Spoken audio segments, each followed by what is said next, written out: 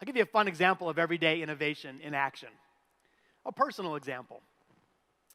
I started my most recent company in 1999, ended up selling it in 2012. And the company was called ePrize. We designed, built, and ran online promotions. So, for example, underneath caps of Coca-Cola product anywhere in the world, you'll see a code. And that code is a reward program called My Coke Rewards, and we built and run that program still today globally for Coca-Cola. Anyway, early on, we got the chance to win some business from United Airlines. Now imagine you're a scrappy little entrepreneur, and a big brand gives you a piece of work. This was huge. They hired us to build a sweepstakes.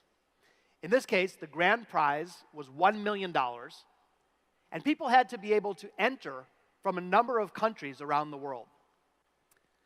So we were primarily a technology company, but we also did the legal work, the rules and regulations.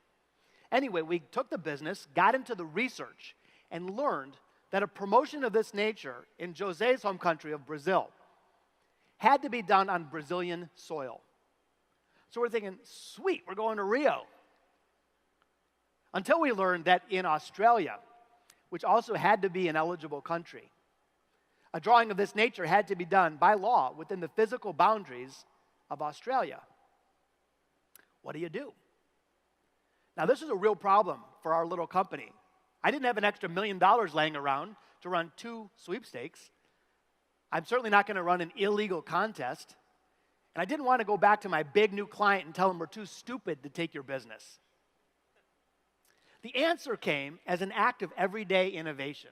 Again, it wasn't a product breakthrough. In this case, it was an idea that frankly saved my company. The idea didn't come from me as the CEO. It didn't come from anyone with a fancy title. It came from an individual team contributor in our legal department. Perhaps not what you'd think is the hotbed of innovation. But nonetheless, this woman, a young woman, came forward with an idea. And her idea was an unorthodox, creative approach to this challenging problem. Saved my company. Her idea, which we did, was she said, do the drawing at the Brazilian embassy in Australia. Think about it. Technically Brazilian soil, technically in the boundaries of Australia. Saved my company.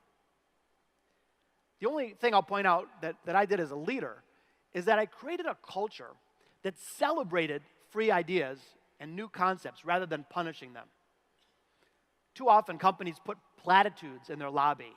We love innovation. But then when someone comes forward with an idea, they're sharply reprimanded.